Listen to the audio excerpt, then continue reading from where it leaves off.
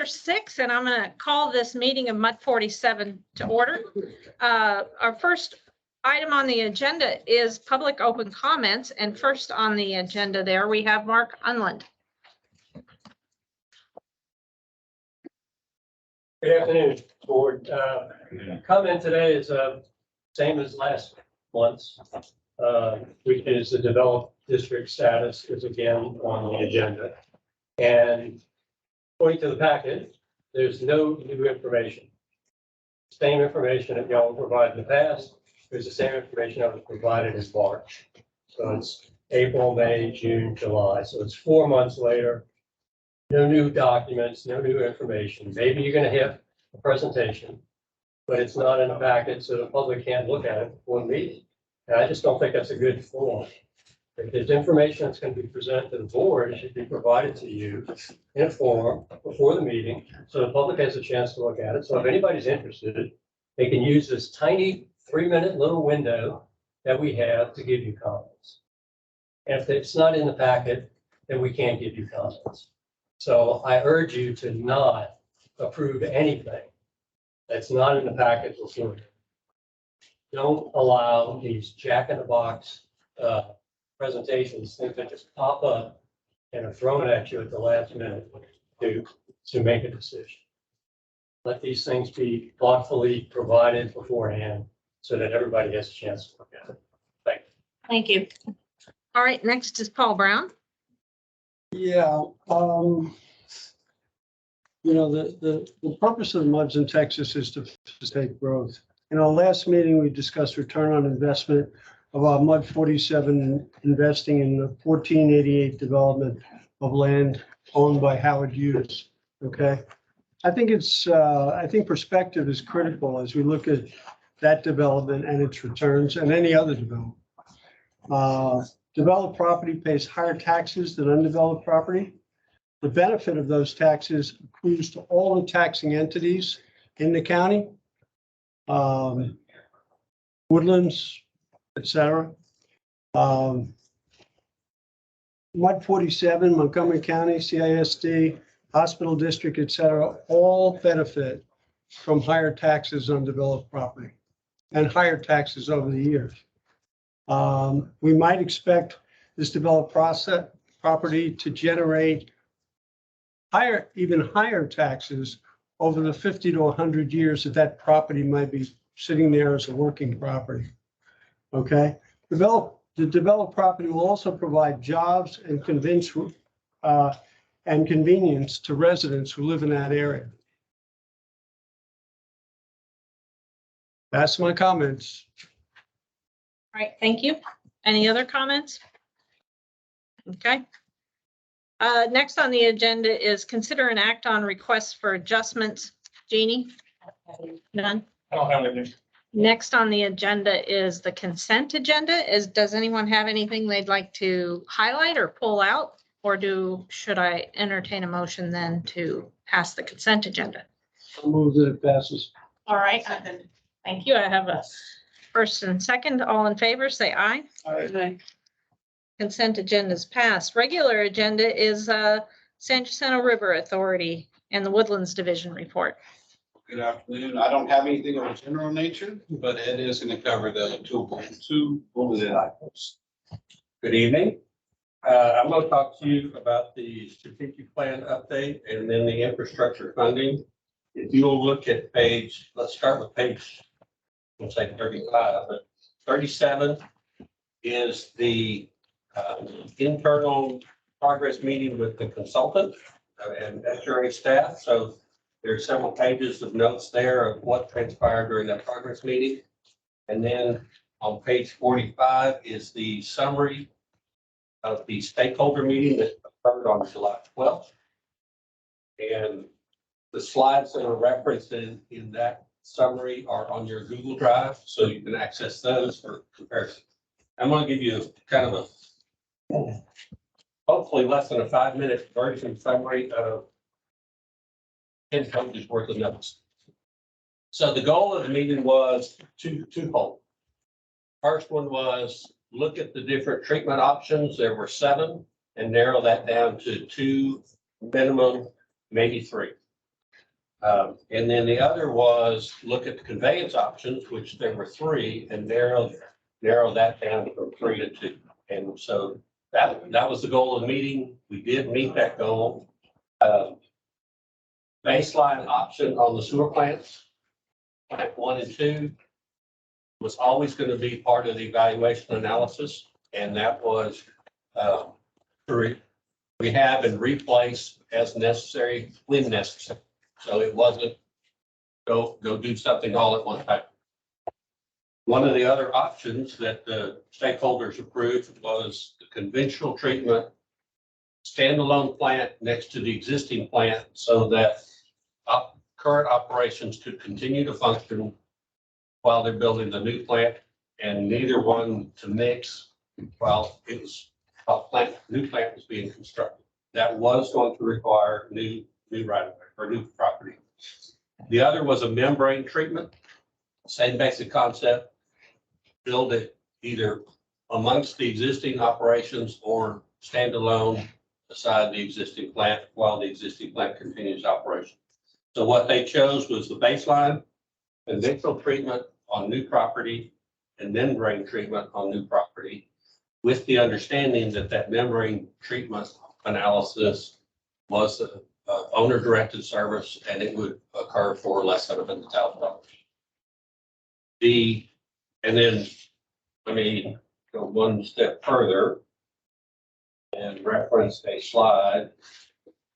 The property being under consideration for position it's in here somewhere. I thought I could get my hands on it quickly. The yellow line. Yes, the one with the yellow line. 39. On page 39. Thank you, Mark. This was acreage between our existing east fence and Golden Road. And then from our north fence of the wastewater treatment plant at Plant 1, picking up the wooded area between the north fence line and Lakeside Cove. And that particular tract was to create a buffer so that nobody could come in and develop it, and that we have more odor complaints being generated because somebody built and moved in next to a stinky sewer line. The other is necessary for being able to build a new plant next to the adjacent plant and keep the operation separate until it's time to shut down the old plants. There are multiple owners for that property. We've been asked, well, what's the value? We haven't had it appraised. It's just been conceptual planning at this stage. The next goal, we talked about the conveyance options, the 3 different options. One was an all gravity option from Plant 2 down to Plant 1, eliminating a minimum of 5 lift stations, maybe as many as 7, which helps the day-to-day operations, budget, electrical costs, that sort of thing. This route would be all west of Lake Woodlands, so no tunnels under the lake, no crossing of the lake, or anything like that.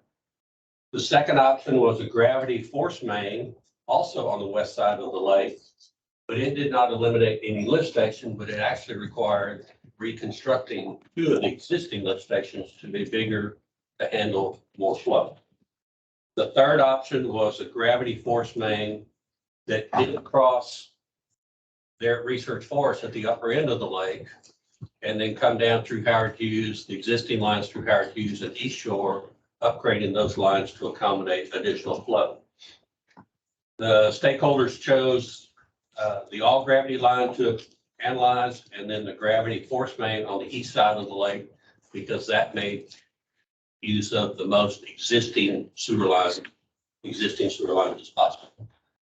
In the summaries and in the slides, you'll see some cost estimates. Those are pretty much just order of magnitude costs, and that those costs will be refined as we get closer to completion of the study.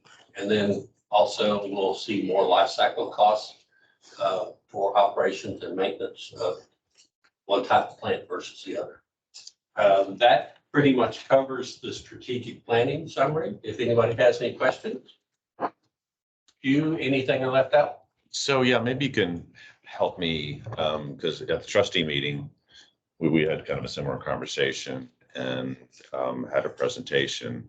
And I asked the question about, because many of us were at the strategic planning workshop, right? Mhm. And I asked the question, are we still considering the acquisition of this land as an option?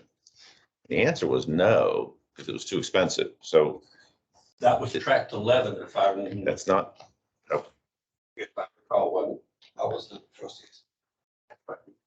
It's track 11 down there in the corner of Sawdust, at that hairpin turn. They were considering that track down there, but it was another 30 million just to get conveyance down to that track. okay. That's, so that was just one of the options that was eliminated. Okay. I didn't grab that there were two different new plant or new site options that were out there. Yeah. This is the one right next door, obviously, Right. adjacent. Okay, okay, thank you. All right, appreciate that. Other questions about strategic plan? Next item is the infrastructure funding. You all are part of the Bear Branch system. I think I've mentioned to you all that Congressman Crenshaw asked for projects. We gave him part of the Bear Branch project. He's allocated 3.6 million. He's put that in an appropriations bill. I think will be approved before the end of September, with the idea that those funds the earliest those funds would be available is summer of 23. Which is fine because there's some hydraulic modeling that needs to be done on the spillway at Bear Branch Dam. We think we won't have that before summer of next year anyway. So the timing works out perfect. And then the other funds, the ARPA funds and other federal infrastructure funds, those funds are being processed through the Water Development Board, through the state revolving funds. And we're hearing that those funds are trickling in, but we haven't actually seen a call for projects, call for applications. I thought I had read that the funds wouldn't be available till 24. Did I read that incorrectly or? And Paul, I've gotten some of it because there've been a number of different funding options. Yeah, I think you are correct. All right, Paul. Okay, thanks. Okay. Consider an act on the fiscal year 2023 budget for SJRA Woodlands Division. Nothing has changed in the budget as we presented in May, June, and we did the budget review July 1st. So what we're asking for is y'all to vote to give your trustee direction on how to vote. Okay. Do I have a motion to approve the budget for the SJRA Woodlands Division? I'll move to approve that. In a second. I'll second. All right, all in favor, say aye. Aye. Okay, next is receive update on Bear Branch Dam and review fiscal year 23 maintenance budget for it. Jamie and I are going to tag team on that one. So I'm on page 66. This is the overview of the Bear Branch system. Got Bear Branch, got Alden Branch, Panther Branch. And the color on my slide is not very good, but there are different colors there to represent the different utility districts that contribute towards Bear Branch Dam or Bear Branch system. That's 7, 46, 47, 60, and 67. And then Jamie's going to talk to you about the next two slides, and I'll pick it up from there. So first I'll go over a summary of the detail budget, but I wanted to point out the detail budget is in your packet on page 63 and 64. This year we have mud contributions of $703,558. That contribution of that 354,884 for mud 47. How we came to the 703,000 contribution was that we took the estimated cash carry forward for fiscal year 22 of 101,000. some moderate interest income at $120 and expenses of $389,000. I will go into detail on the expenses and capital improvements on the next slide, but just give you a high level overview. Capital improvements of $325,000 and $90,000 to establish a 2-month operating reserve.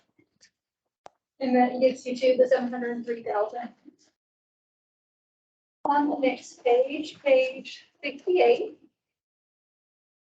The expenses on the previous slide include $147,000 for salaries, wages, and employee benefits, $15,000 for professional fees, just under $8,000 for supplies, materials, and utilities, $3,000 for rentals, $181,000 for maintenance, repairs, and parts. Of that, the $113,000 is the mowing contract, and $35,000 for G&A allocation.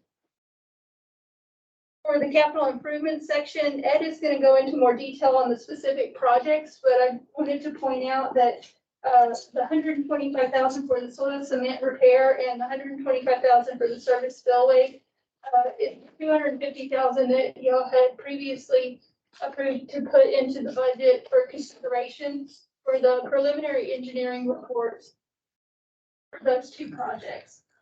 Where does it show up? Where does 250 show up? Sorry. It's the $125,000, both of the projects added together. Okay. So is that the reallocation of dollars, or I didn't quite get your last comment.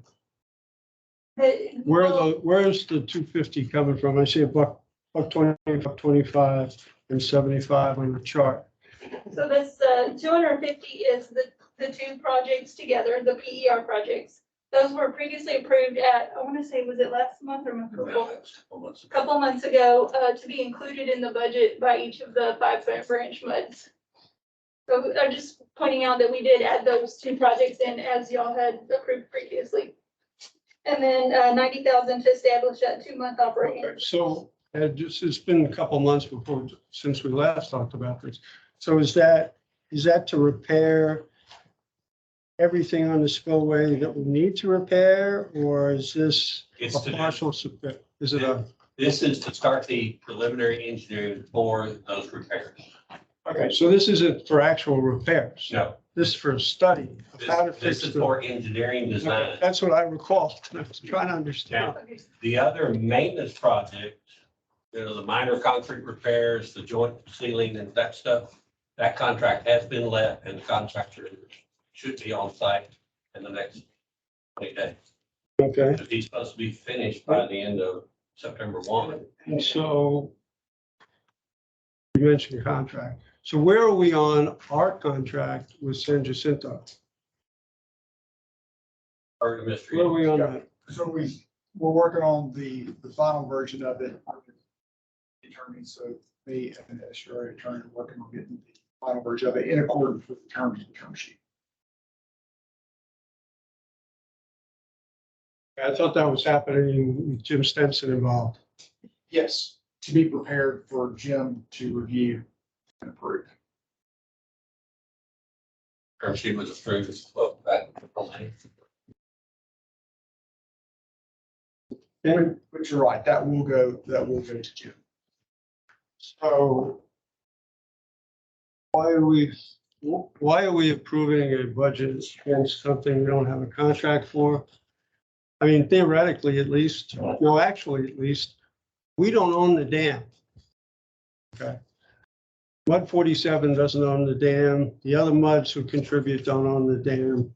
And we don't have a contract. We have a contract. Well, where is it? We have the existing contract.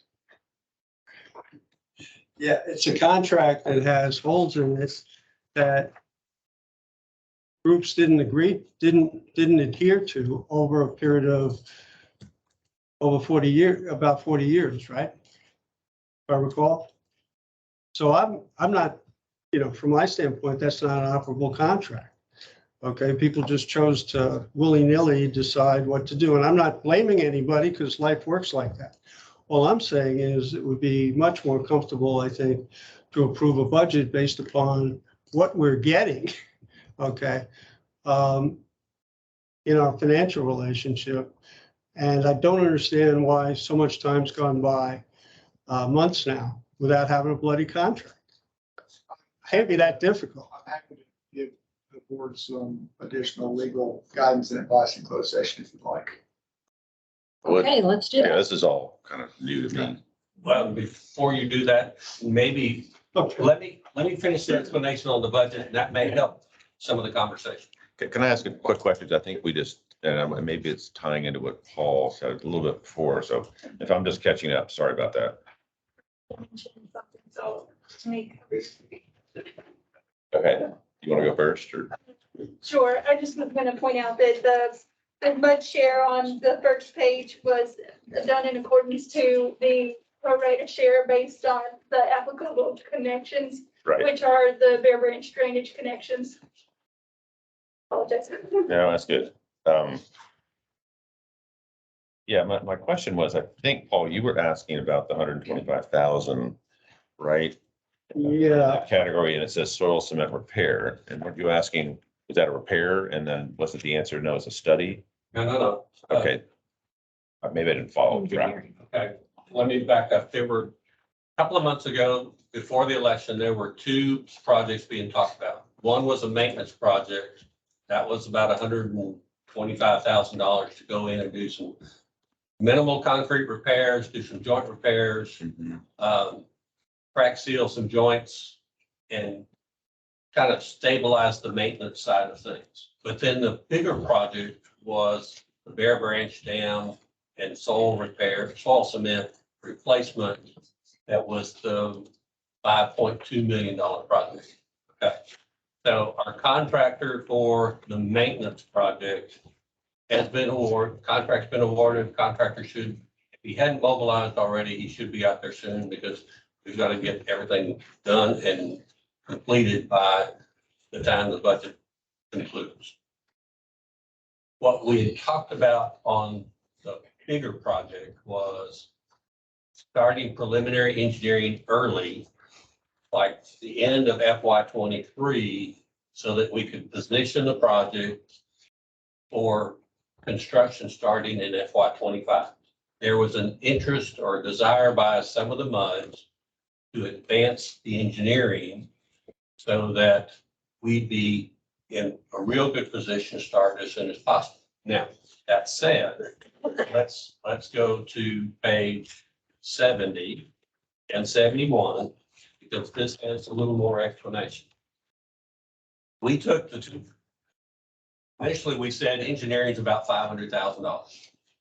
And we said we could start preliminary engineering for half of that sometime in FY 23 to move this project along. And so that's why you have these two projects laid out the way they are, 125,000 each. It'd be combined into one design package. And preliminary engineering would start towards the end of FY 23. And as I mentioned a moment ago, the money through Crenshaw's authorization through the federal government probably won't be available until late summer next year. That's fine because we need hydraulic modeling done on the spillway to know what that spillway design should look like before we go to preliminary engineering. So authorizing these funds, the 200, 125 and 125 into one project for FY 23. And here's where it goes to help you, Paul, is this engineering wouldn't start until August of 23. So the funds will be sitting in an account waiting for August of 23 to initiate preliminary engineering. Now, the next step is the funds coming from the federal government are reimbursement funds. We have to spend monies and then apply for reimbursement. So we've got to advance the funding for this project, this whole project. Now, the contract that we have seen, the draft contract, talks about you spend the funds, you make the application to the Corps of Engineers, and they reimburse you within 60 days. I'm thinking it's going to be longer than 60 days. We're planning for the reimbursement to take longer than 60 days. So we're going to make certain that we have short-term and long-term financing in place for this project, so we don't get caught short when it comes time to pay the bills, whether it's the engineer or the contractor. And then if the funds show up late 25 or 26, we're okay. We've been able to cover the project and then get reimbursed. And just to point out that we do account for Bear Branch as completely separate from the rest of the River Authority's funds. We have its own bank account, and everything, all the funds that was in that bank account are used for the operations and maintaining Bear Branch Reservoir and Dam. Any unspent funds do roll over to the next fiscal year, as you saw, the 101,000 is rolling for this budget. So just wanted to point that out. One of the other capital projects was the low flow vault repair. And if you go to page 72 of your package, the photo on the right is the hatch that was originally designed and installed back in 1984. It served its purpose up until about 2014, but it was always subject to vandalism because it was an exterior lock. In 2014, they built the diagram, a raised hatch diagram on the left. It also had an exposed latch and locking mechanism that continues to be vandalized. So we're proposing to come, and then the other part of it is this vault is 14 foot deep. There's no ladder inside. So if somebody were to open the hatch, accidentally fall in, they could not get out because there's no way out other than somebody dropping a ladder down, so or a rope and letting them climb it. So one of the things we're looking at by replacing the hatch is putting a safety net on the inside so to avoid or prevent or minimize somebody falling in and hurting themselves. And so in the presentation to MUD 60, the question was raised, is it possible to move forward with installing the safety net first? And we are going to be looking at that to see what the options are. Can I ask a basic question? Sure. Why do we need a low flow vault and wall? The low flow vault, there's a valve down in there that allows you to open up a small diameter pipe to drain the lake so that you can do maintenance.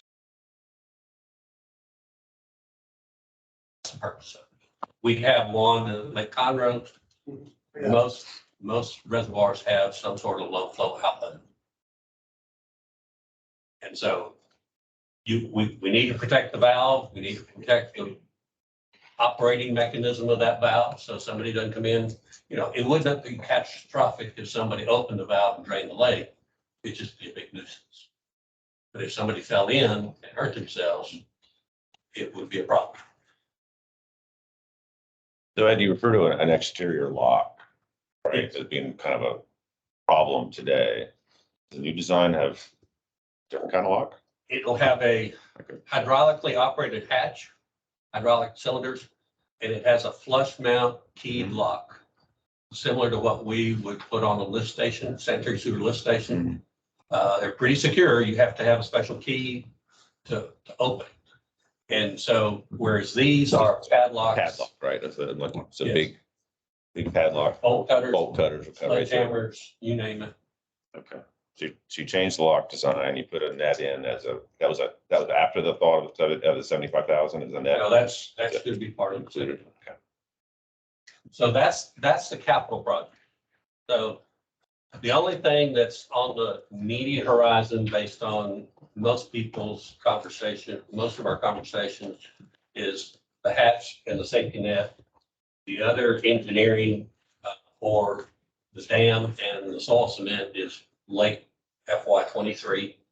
And then on 73, here's the next some more explanation of some of the normal budgeted maintenance items that are included in $181,000 for routine maintenance. And then I will call attention to the fact that one of the items in the original contract was to create an operating reserve And all based on your comments to us earlier in the year, we are electing to move forward to create a 2-month operating reserve.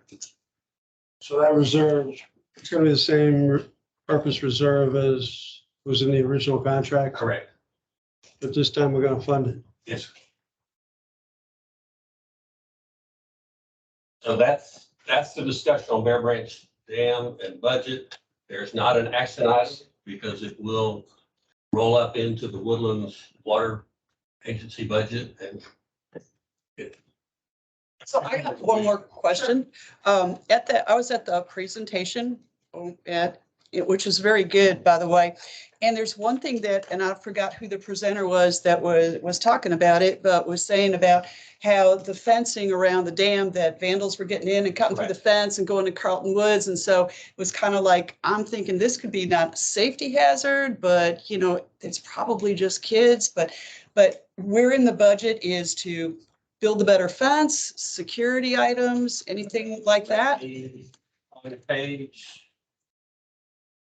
My thumbs are not working. On page 63, about 2/3 down the page, right where the watermark for D starts, it says Right. gates and fence repairs. Okay, We have $5,000 in the budget to do that. We have 5,000 in last year's budget. We didn't spend it all. So we use that to. so it's the same kind of fencing that you're putting up? Not, there's nothing better that we We're can not look at? Or- replacing all of it. We're just doing repairs as necessary. Okay. Well, I mean, I do have a question about that. Is it realistic to think that we actually can keep people out of that?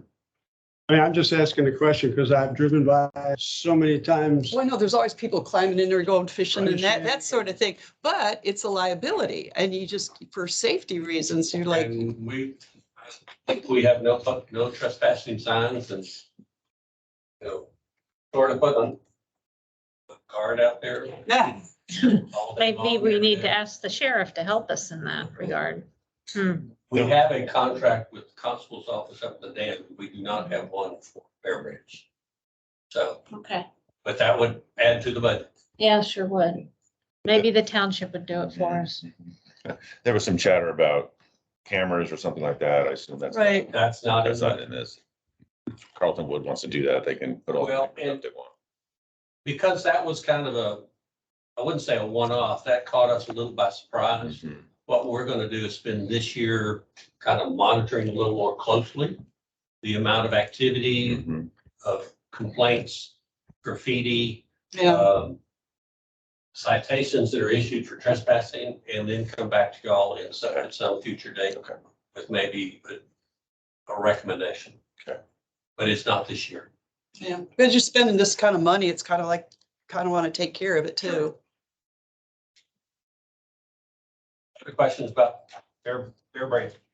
Yeah, the question I have has to do with Carlton Woods, actually. In one of the various conversations we had, do they use any portion of that water that's behind the dam? For minor irrigation. Yeah. Sorry? If they do, it's just for minor yard irrigation, but I don't recall any.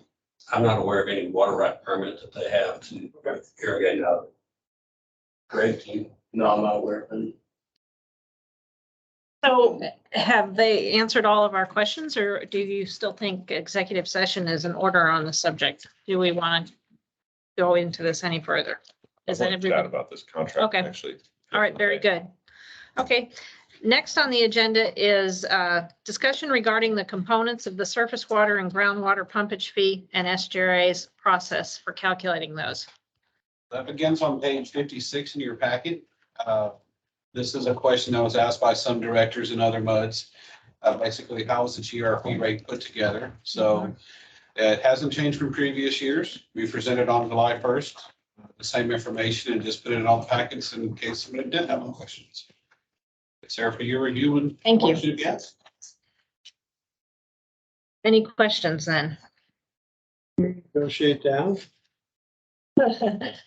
So Yeah. next on the agenda is the drought contingency plan. We'll cover that one. So you'll see, we've got printouts over there. Also, there. the current drought contingency plan as well as the drought contingency plan for the San Jacinto River Authority. Bringing that to all the board's attention because we do have a number of new directors and we haven't actually had to implement the drought contingency plan since 2011. We had very significant drought conditions. We're not close, let me lead with that. We're not close here in the Woodlands to having to implement.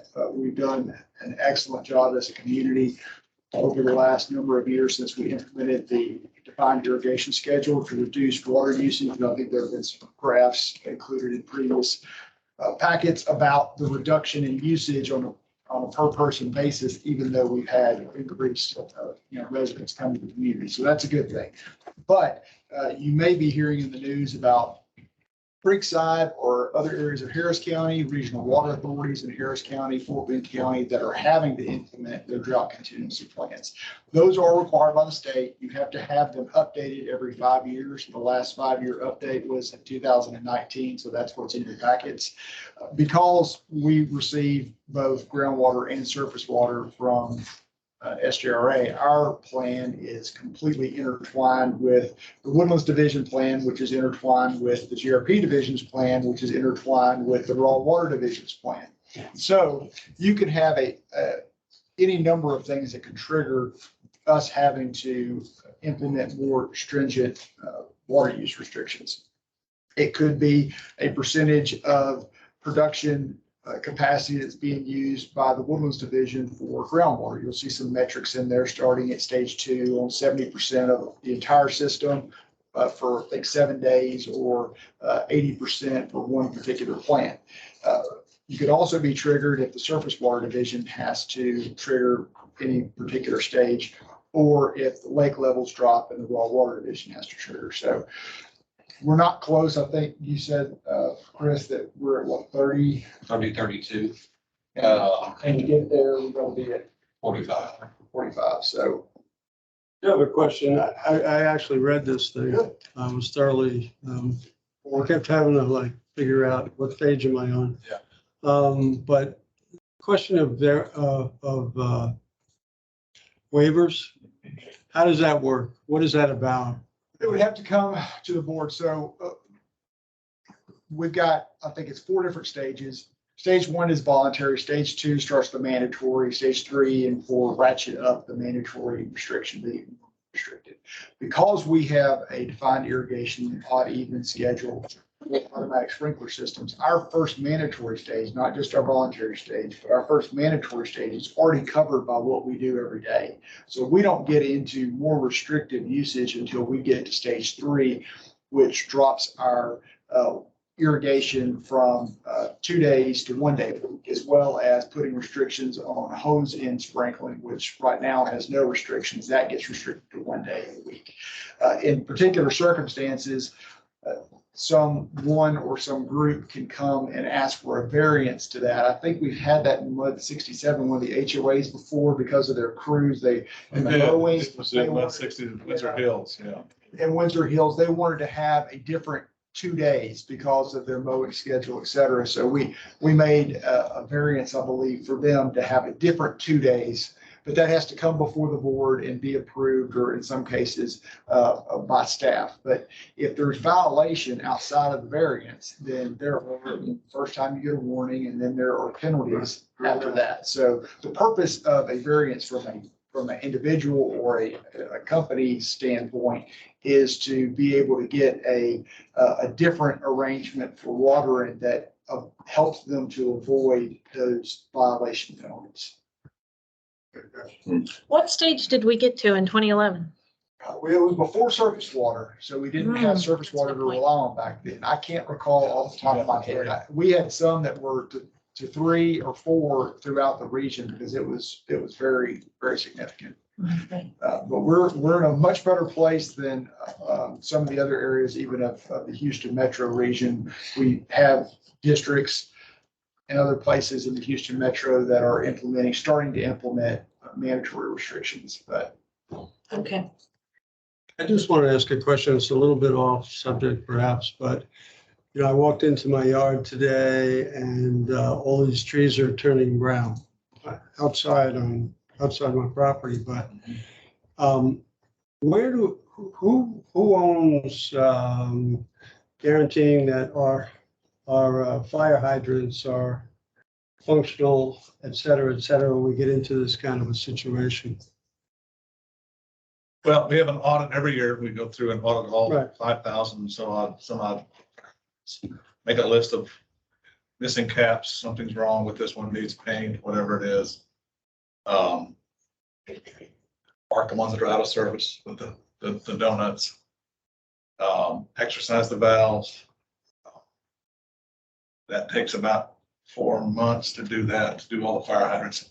The rest of the year, we do the repairs. We try to get the ones that are out of service in service as quickly as possible. Many of them need just a few minor parts that you have to order and wait for. Mhm.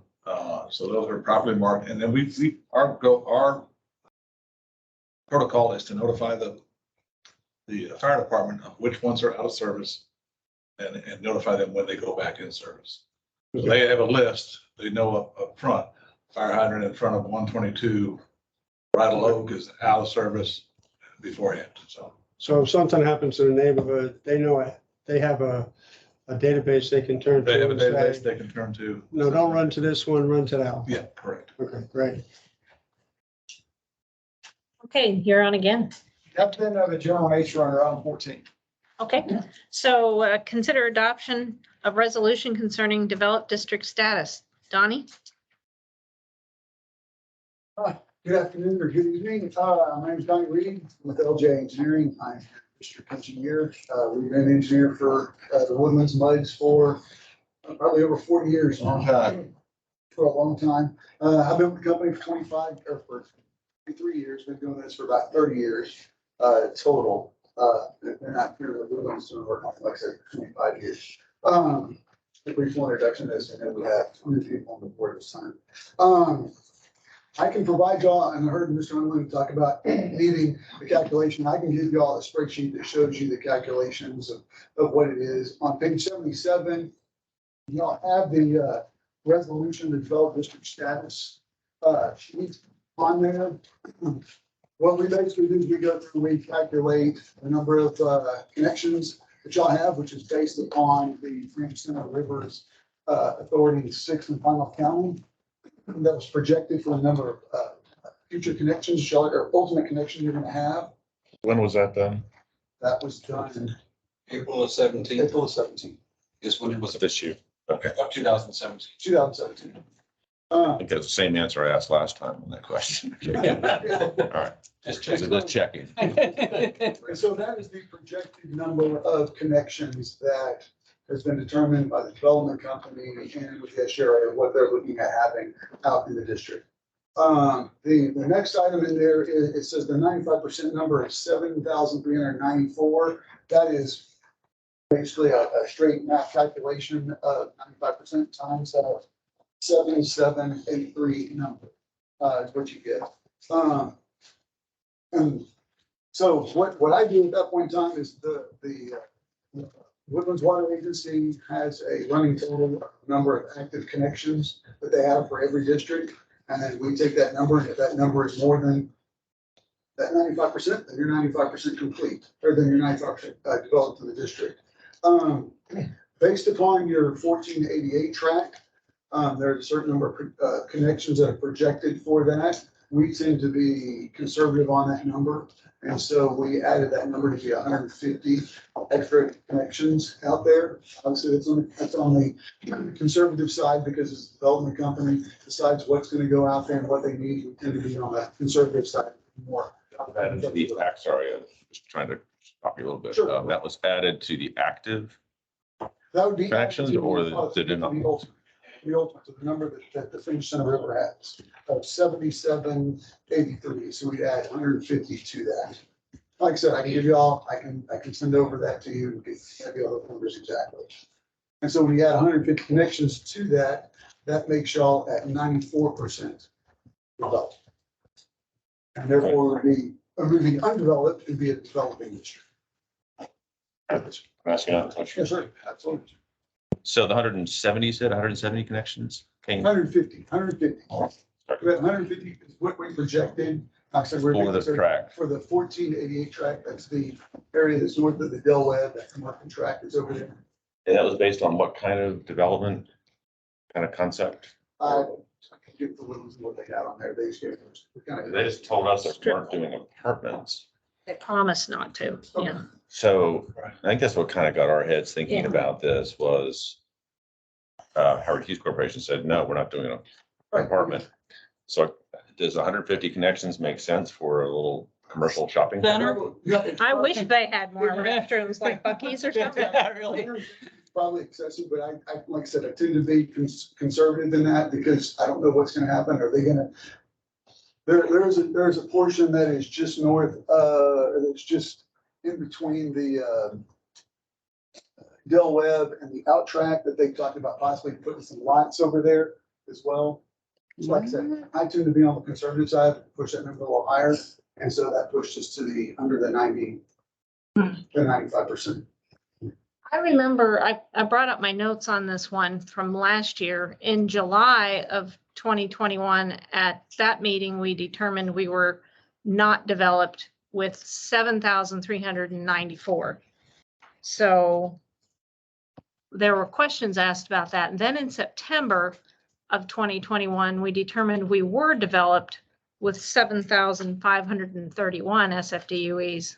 Correct. And we corrected that error. Correct. And that's where we are. That's where we Now, are right now. okay. So I'm saying that if we add that 150 with that 1488. And I get 0.949. If I add the 150 to 7783, that's 7933.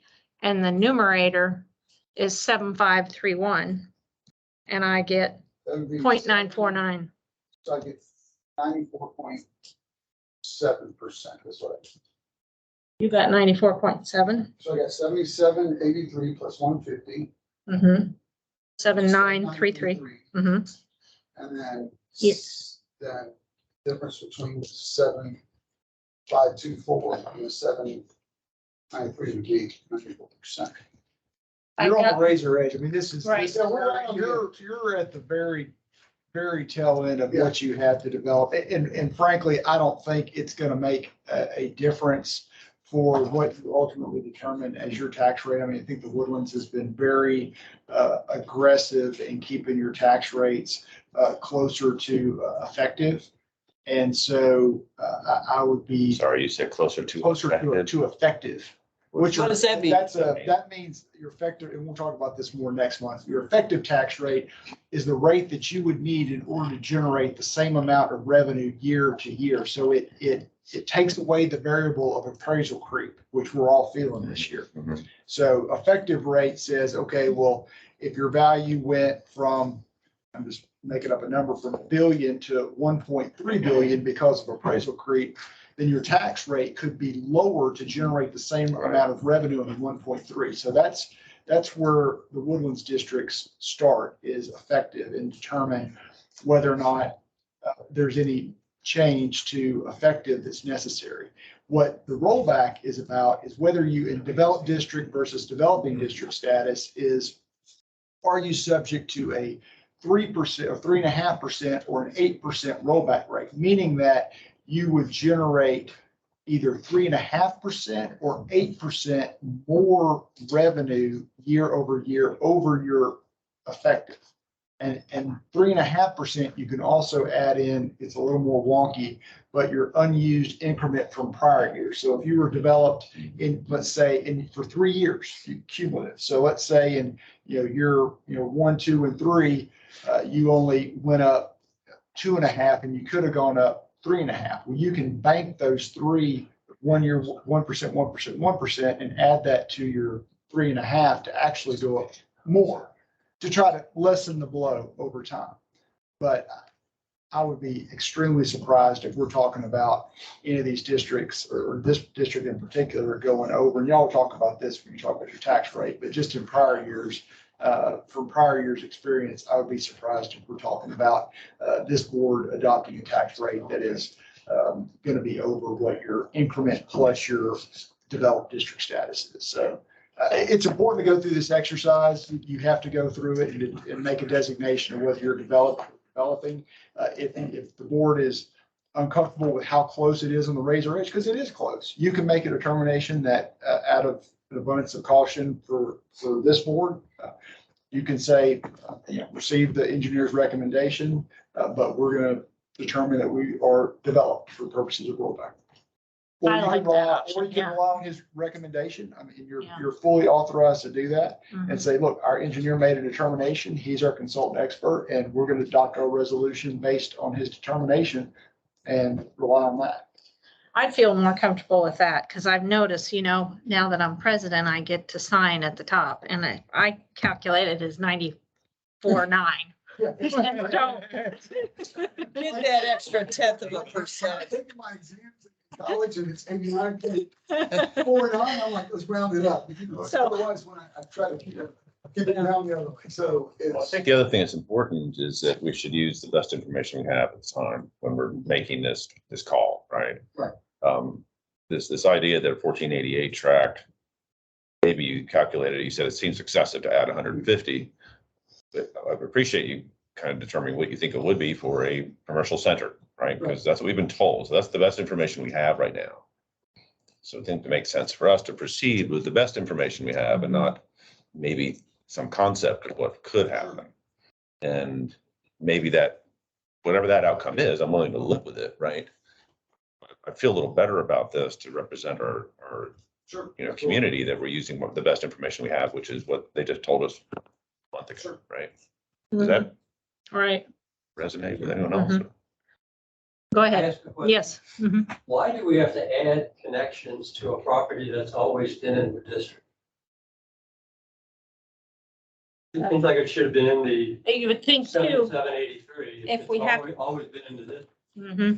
if we have to add connections too, we have to pay SJRA for that too. Well, and I think Right. the short answer, this is a Good question. general answer, not a general response to that question, not particular to this track, but you can have projected uses change over time. So, I mean, the extreme example is you have an undeveloped parcel that's planned for low density development. All of a sudden somebody wants to come in and build Anadarko Tower number 3. I still call it Anadarko Tower.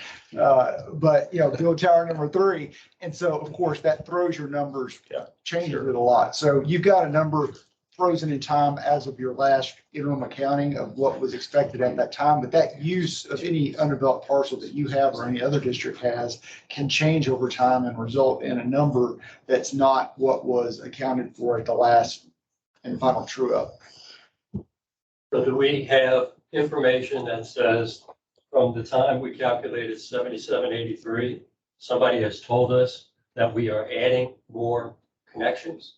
That we have changed the concept of what's going to be developed there to be more connections? I haven't heard that. I have to just step up and say, you're not a board member. You used your 3 minutes. We need to get on with the meeting. Well, I appreciate his input and, Well, I agree It's a that you valid point appreciate Yeah, that it, you it is. brought up. but it's a valid point. Well, I think sort of I'll ask the rules of question. rules of order, we're not supposed to have. I mean, I think good comments, good, from the public, but for points of order, we are supposed to just have discussion among the board. You do have 3 minutes. Otherwise, in this forum, you got one member of the public here who makes comments, but if you take it to the extreme, then next time there's public open comment, we should have to stand in the public open comment section of the room. That's my next that's request. the board's discretion. Well, then can I ask, the 7783 number was established, I think you said in the sixth and final accounting, which was back in 2017, April, right? What would lead us to think that number back in April is not accurate? I think that's a question we all have. You're adding something to the denominator, as it were, based on something that looks like it might be developed. Was that concept of potential development not in the sixth and final? Is that why we're adding it? Because it was, I need to double check that. I need to double check to verify that was there, because I know that when we were looking at this from years ago, that was always kind of like a forethought that was gonna happen. And so, Wilderness. okay, so I've always just kind of looked at it as being something in the future, and so I just grabbed that number and added it in. Let me double check that. So could you go back, because I think there'd be two pieces of information that'd be helpful to us. What changed between 2017 and now as far as the denominator? Sure. And then if there is a reason to add something to the denominator, then Sure. So we have about. kind of sharpen your pencil on a commercial center. Sure, I know they absolutely. don't like calling them strip centers, so I'm going to Yeah, try to exactly. appropriate. calling They it are what they Like are. that, yes. A commercial Gosh. center, I think, but maybe that's what they call it. And then you can put your numbers in front of us, so we could have one spot. That'd be like awesome. Is that okay? Does Okay, that yes, sound like a plan? it does. So we need a motion to approve that we're developed is what I would make. like Or to make if a motion for. if you want to refer one for one, you can. We do absolutely have to have a determination next month as we're setting what our proposed tax rate is. So it's up to the board if y'all want to wait to get this information and potentially an updated resolution. And Open to I that. think we'll wait. Yeah, the number, I mean, if we look at it and go through it, I mean, I think it's going up any. I mean, we were like at 94.7 is what I calculated, 94.9, whatever. I mean, that's right at the edge of 95%. So. okay, so we'll push this to next month again. Okay, next on the. Thank you, appreciate it. Next on the agenda is status of the strip mall, 5.5 acre tract addition. It's commercial center. All right, and take any action therewith. Is there anything? This is item number 16. Yes. So annexation. So this is for the parcel that's not already in the boundaries of the district. And we talked about this before, it's actually the way the ETJ lines, they all collide right in that area between the city of Houston's ETJ and Conroe's ETJ. So this piece is actually in Conroe's ETJ, not Houston's ETJ, where all the remaining of your property is. And that piece would not have been in the 2017. Correct, correct. But technically, we're not supposed to include potential annexation tracts. It's only property in the district. So I don't think that's. For developers, just development. Correct. That's what you're saying. Okay, good. We're in discussions with the city of Conroe about the annexation of property into MUD 39, which all the remainder of the property in MUD 39 is already in Conroe's TJ. And their policy right now is that the cities, is that they are requesting a strategic partnership agreement with all area MUDs that would allow for any MUDs, not just here, but that gives them the ability to annex property at some date certain in the future. Now, that gets pretty complicated in the Woodlands because we have this overlapping regional participation agreement that prevents the city from being able to annex for a period of time, 2057, I think it is. So we're having to work that out with them. But they don't want the region, they don't want the strategic partnership agreement as to just the property that is being annexed. They want it as to the entire district, which of course makes it incredible. You can't, I don't know how that's going to work in this district. And I visited with Dan Colhurst about that because this would be MUD 47 annexing property in a different district's ETJ. And so I think we're probably going to get to the point there's not enough benefit to the district for what's involved in trying to get it annexed. I think there may be another way to address this. I'll probably visit a little bit with the city of Conroe just to make sure that I'm not misreading it. But assuming that it would be a pretty steep hill to try to get council approval, because we have to have their consent to annex the property. I think there's a way to have an agreement, and we do this in limited instances, where you can have an agreement to provide out-of-district services to a piece of property. And in exchange for that, you can require that piece of property pay you a fee in lieu of taxes. It's basically, they're going to pay you what their tax bill would be if they were in the district, and then they pay you in-district water sewer rates. So you're basically still getting your tax revenue just through a contract arrangement as opposed to being in the district and formally levying a tax. So that's With the city of Conroe? No, this would be just between us and the landowner. It wouldn't Okay. involve Conroe at all. All right. It's Just a avoiding different way. annexation completely, right? Correct. But you're Okay. still getting your revenue. That's the only reason you care about annexation, is to be able to get your revenue. from that piece of property, your tax revenue and your water and sewer, but you would be able to get both of those through a out-of-district agreement with a fee in lieu of taxes as if you annexed it. So I'll ask the question to see if it's something that could be done more easily than I anticipate with Conroe, but if not, I think we have a workable backup plan. So that's item number That's 16. quite an update. All right. Are we being explicitly asked to have to support that, what is it, 4.6 acres? 5.572, they, 5.7. Howard Hughes has requested that the property be annexed, yes. Okay. Item 16. Okay. Discussion regarding designation of an official recording agent and records retention schedule for recordings of board meetings. Discussion regarding process for documenting votes taken by the board of directors and accurately reflecting that in the minutes of board meetings is next on our agenda. I remember us talking about this last month and how we would record meetings. Anybody? So just briefly, as a overview or kind of refresher, we do have very, very old, but all districts are required to have records retention schedules and a records management officer. So we do have that, and our records retention schedule is tied to the Texas State Library and Archives Commission's general schedules for all governmental entities. For the recordings, this came up at the trustee meeting last week when they were talking about recording the trustee meetings and how long those would be kept. The question came up about how long will we retain them?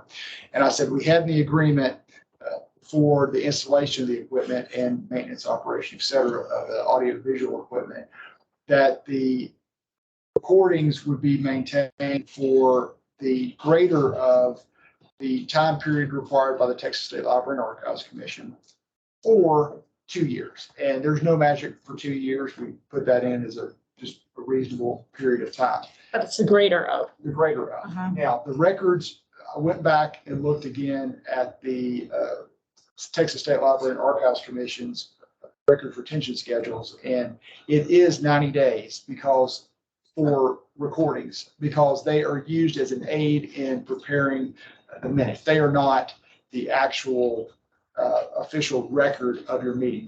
Those are your minutes of the action taken. So according to your schedule, they can be discarded after 90 days following the date that your minutes were approved. So today you approved your June minutes. So 90 days from today, under your schedule, you could discard your video recording. We didn't do a June recording, but if you had, you could discard it. So we'll be keeping these for 2 years. And there was a little discussion by one of the trustees about it possibly being longer, and he supported 2 years. He thought that was. So. I'd support even longer than that. That is our resume as a director of our 4 years of service. And you can go back and look, was that the candidate that said the role of a MUD is to be a developer, or is the role of the MUD to not flood the residents? That kind of issue is something people can go back to and look at and decide who they want to vote for. So I think that if we post these videos out on YouTube, YouTube doesn't toss it and they store it for free. Can we keep them out there, or will we proactively delete those things? So the agreement with Woodlands Water and Mud 47 for the installation was the 2-year period. And again, there was Okay. no magic. So we have to do that. That was the agreement. And so any district that has their meetings recorded that Woodlands Water does that on their behalf, it's the 2-year period. Now, if somebody wants to download. Yeah, you got to say you could download whatever you wanted, and then it's like, well, I've got my own personal copy here. Right. Yeah, the goal was to keep it longer, Right. not to create a Right. situation where they're kept for a shorter period of time than people fly. And the other thing under this umbrella was how we document our meeting minutes. And I think we fixed how when we vote, we assign who voted and how they voted. Yes. So, And that's at the prerogative of the board as to how you want that reflected in things. I think it's completely appropriate to have the directors name, these directors voted in favor, if anyone Very good. voted against or an abstention. Now, in the trustee meeting, we had a roll call discussion For quite one a, particular. for one item, right? Right. It was a little interesting. Otherwise, it's just all in favor. And Yeah. if there's any they vote for abstention. very good. All right, well, Mike, the general manager's report. Just a few things. Jim is having surgery on his back tomorrow. He's got a lot of pain in his hips and legs, and the only option for him was surgery. So keep him in your prayers. He anticipates being back 1st of August. It's a 4 to 6 week recovery. He'll be working from home and back on his feet hopefully real soon. The personnel committee met and approved an 11% budget increase to the salary budget, and that includes hiring an executive to eventually replace Jim when he retires next year. His retirement goal is December 2023. That 11% salary budget increase also included 2.5% for market increases, merit increases, promotions, inflations for the rest of the staff. So it's a big number, but we did eliminate 2 positions. One was the inventory controller down at the warehouse, because we don't need to keep all these meters anymore. We've got all the new meters. That position was hard to fill anyway. And another one was a customer service position that, since we're not going out and rereading all these meters like we were, we feel like we can get by with just the fellows that we got. Speaking of AMI, it is limping towards the finish line. I'm hoping to come to you and tell you we're done by the next meeting. We've just got a few hundred meters left. What's AMI? The automated metering Okay. infrastructure, the electronic meters. Okay, It's coming up on 2 years since that project started, August 20th of 2020.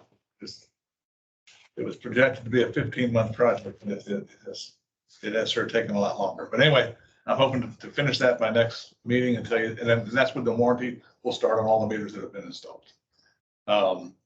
If you look in your packet, you can see that MUD 67 did secure their funding for the Panther Branch drainage project. And if you remember, that's a $6.55 million interest-free loan and a 1.13 or 4 billion dollar grant. So we're happy to get that one kicked off. And the only other thing I've been talking about is, of course, the trustee meeting. Hugh was there. The trustees did vote to audio and video record this. That happens starting next month. That's incredible. What a few months, the difference that makes. Yeah. Good stuff. Yeah. So if I could on that, I think the trustee report in our packet reflects a unanimous vote for that, but that's Someone not the put that case. last meeting as well. And yeah, that was not There was two nays, dissenters. correct in the minutes, but it's not in the Right. packet. We did catch that. Okay. So who were the 2 nays? And then will be published, or that was a roll call vote. Correct. Yes. The staff does the summary as a courtesy to the director, so you can get a sense of what happened at the meeting, but there's not enough time to do the full-blown minutes, and they're not approved till next month, so Okay, that wait. detail will be in minutes. So the trustees will consider approval next month. So the report we got is a summary. Is that reviewed by anyone at the trustee level before it got dropped in? Okay. I was just talking with Kyle on the way out. I said, hey, did you catch that? Because he was there Yeah. too. And he Yeah, said, and they brought it yeah, up. they just brought it up. Yeah. So there's really no process to review the summary that gets put in the director packets or It's the. working on between Jim and I. We review it internally, but yeah, that's slipped through. I just slipped through. Yeah. Only because It's a short turnaround they It's a got short between turnaround. Wednesday. Well, I appreciate, yeah, when we met Friday on and published. Wednesday night, right? And And then it's. and these were pushed out, yeah. No, Friday. Yeah. How many months are recording now? Y'all said last meeting? Six. No, we had mud, that came up at mud one before, but it's now in seven. Muslim did vote. Yeah. Has anyone decided not to, or they just haven't gotten to it yet, you know? Metro, which is, there's no residents, they took no action. That's just a commercial. You know, it's the mall and all that. There's no residents on that board. Took They no use action. water though, right? They don't use water? or- They do. Yeah, oh, yeah. I'm trying to think of the other district. Well, I'd be most interested in, Holy cow. I'm gonna move over there. so Mud, I'd love to hear that. I'd love to see their meeting. so Mud 67 is a big one because they've got all of our money for the Mud 67 project. So I hope that they do choose to record. It's not voted on. They're 36. It's on their agenda. 36. That is. I don't know if they voted no, or they just It's on deferred. It's on the agenda. Hey, what, sorry? It may come up tomorrow. Okay, It may- okay. It's on their agenda. Very exciting. I need all that information for my new website, woodlandsonewater.com. Can I ask a few questions on the packet? Do you mind? Go for it. So, Greg, I was looking at the door hangers, disconnects piece, which I really never focused on. Can I ask you a couple questions on that? Sure, absolutely. So, Andrew, you on? 86? Yeah, okay. Couple things are coming to my mind when I read this. One was, this is, I guess this is per mud down below, right? And this is just June. This is June snapshot, correct? Yes. I'm at the top of that page, right? Door Mhm. hangers and disconnects. And you have a green color for past due door hangers, which is the green column, and then you have the past due cutoffs, which is in the blue column. Yeah. Okay, so do door hangers kind of carry over from one month to another? If, I mean, Well, we have cuts every month, so Okay. some of the same people are probably on in these same. That's usually how it works. Yeah, some of the same people are in the same month after month. That's my question. Is this new door hangers posted, or is this, Each month stands on its own, yes. Every month is the new month. and Pretty high.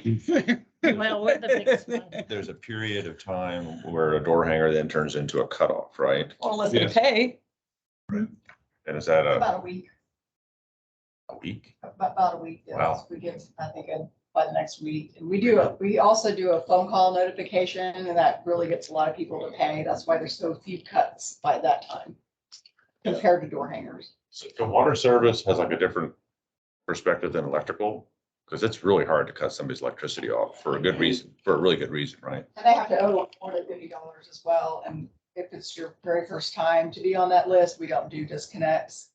And if you've called to make an arrangement, we won't disconnect your service. A There's lot a of lot these of people are repeat safeguards. people. They're on there That we're- every time. Yeah. I just couldn't imagine right now not having water, right? I guess what was going through my mind is, do we know, are there people here that are just in real financial problems? They just can't pay the bill, and there aren't accommodations to, I mean, I know in our, Entergy has a program where you can apply for assistance and somehow figure out how to keep the power on if you need it for medical reasons, or do we have anything like this, or is it? If they let us know, You know, we'll come off the list. How's that government? Is it regulated? Just pay something. We won't cut you off. Is that up to our discretion? I mean, is it per mud, or is it at the water agency It's, level? well, you have set policies for when accounts are delinquent, and then after that, when they're cut off. After that, you have discretion as a board, and some of that has been delegated to your staff to be able to work out arrangements. You don't have a whole bunch of these coming. Yeah, I can imagine. Yeah. But if there are requests for adjustments or payment arrangements, staff can work that out. If for some reason they can't come to an agreement with a customer, then that would come to the board. Every once in a while, we have a few of those, but not a whole lot. We also have, in the way that the rate tiers are structured, we have what's called a lifeline rate tier. So for folks that are on fixed income, et cetera, the lower tiers of water usage are at a very low rate that's actually, I think, under what our cost is. And so you have the tiered rates that go up as you Yeah, become more significant Pretty onerous, users. yeah. Mhm. But there is that rate for the low fixed income user, as long as they don't use excessive water. If they use excessive water, that's another issue. But there are some safeguards in place for folks who are in difficult situations to, if they use less water, to have a basically a subsidized rate. Yeah. And then also, if for whatever particular reason they have a hardship at one time or another, they can ask for an adjustment that staff has the discretion to work out, and if not, those can come to the board. If it's a, you know, special situation, it's going to be a large amount, that can come to the board and consider it. Yeah, I mean, you know, the personal side of our business, Mhm. right? As I said, it's tough to cut somebody's power off, right? And for good reason, and water is pretty critical. So maybe my last question was in the same category. So then the bottom of that page, so MUD 47, it's like you have a rate of 2.72 of green versus meter count. Is that 2.72%, is that average for us over time? I see the kind of the variation of door hangers and disconnects for our MUD right in the middle of the page. It looks seasonal. Kind of makes sense, right? People use more water, The bills get higher. the bills are pretty expensive. Yeah, that's I'm doing my part. I'm gonna go over the summer. See if it's average.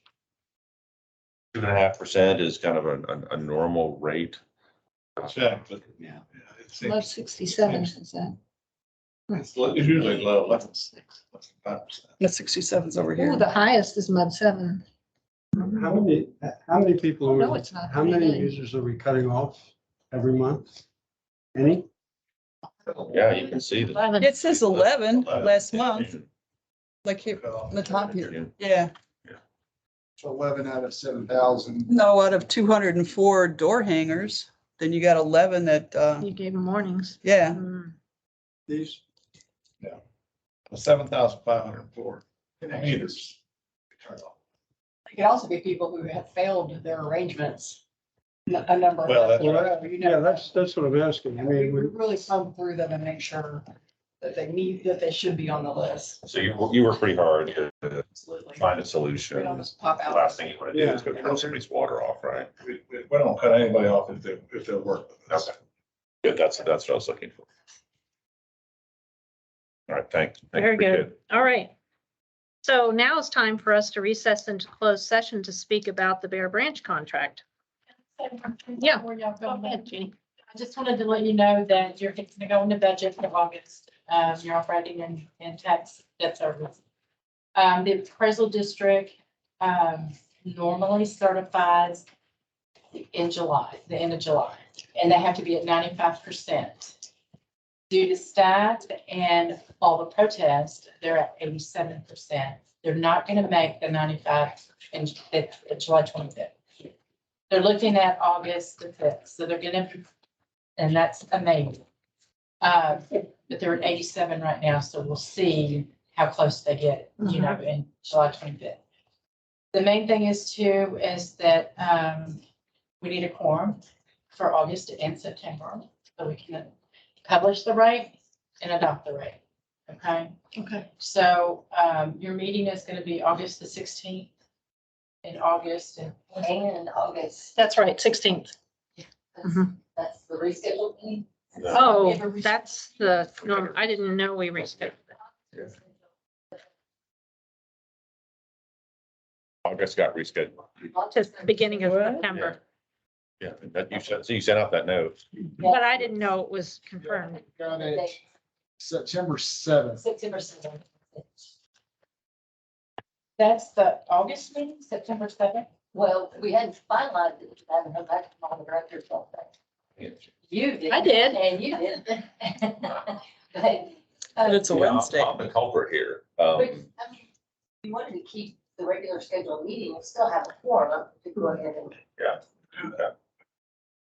I think we just Yeah, 'cause have that's gonna to be do that. tough to keep your regular meeting in Yeah, September. There's not gonna be enough time to publish and have the time period run. You end up creating the need to have two special meetings. If you did not meet at your regular August meeting. I was hoping there's a way to call in or do something to participate. I mean, there's no way I can be here. And then apparently that's not an option. So I'm the person that was the problem. Yeah, we're able to have a forum to, now, review what we're talking about next month. When you give the notice of the intent to levy a tax, that's the highest number. You can always come in lower. So it's not like if we have a director, and we don't have a full quorum, we have a director who's missing, that they miss the opportunity to vote on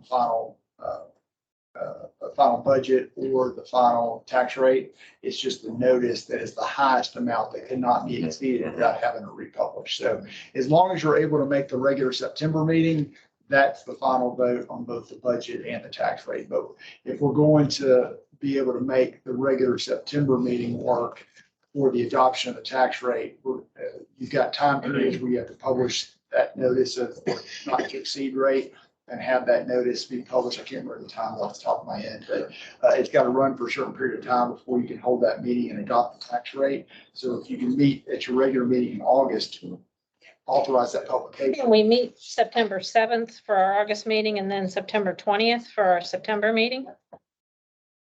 There's a full week apart. Well, it's 2 weeks from September 7th to September 20th, but I don't know if that's enough time because you make the determination of what your tax rate to publish is, but then Jeannie has to get that to the newspaper. There's a lag between when they And get there's it. a wait time there, and sometimes it can be before it can be published. And we can't give somebody a proxy. No. There's no process for that either. Welcome to. Wow. Something every day. So September regular meeting and our special meeting in August. I don't think that's enough time. There's just not enough time there. Okay. Mhm. All right, You'll have a forum. we'll see. My mother broke her hip, so we may have, that would be two of us out, but that they'd still have a quorum. Yeah. Yeah, she won't be biking. Okay, we'll see. If we do have one or two folks out, I'm sure the remaining directors will take that into account in being conservative with the rate to publish, that we don't, get in a situation where we publish too low and then have to come back and redo it. We always adopt lower than what's published, but you can't adopt higher than what's published. Before we go into Yeah. closed session, I have a question on the trustee board meeting. What are the specifics on what's happening with 1488? Who You mean the one, is that yours? road expansion? Yeah, Retention the ponds and all that. two extra, yeah, what's that about? What's the question? 242? 242 to right up 1488. The township is gonna have a meeting on Thursday night and discuss it. It's on their agenda. Yeah, we just went to the 60% utility review meeting. We've got utilities that run up and down 242 and Right. across 242, as does River Authority. So they want to make sure our stuff's actively shown on their drawings before they start putting up retaining walls and sound walls, and traffic lights or whatnot. That's all we've got. We have not been given the detention pond layout, design, or any of that yet. So it basically doesn't come into our mind. It does. I mean, 242, you know where 242 is. So it's going to run from 1488 to I-45. They're going to widen that to 3 lanes. Yeah, it's right through that. So it's that small, That little okay, piece, yeah, that little piece there. And the detention ponds will be emptying into our ditches. They'll be draining into our ditches. I just don't know where they're proposed yet.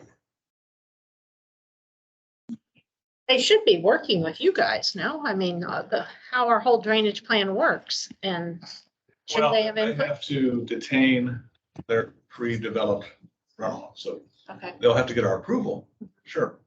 But they won't be giving us any more water than that's coming now. they give you a date? No, they didn't. No.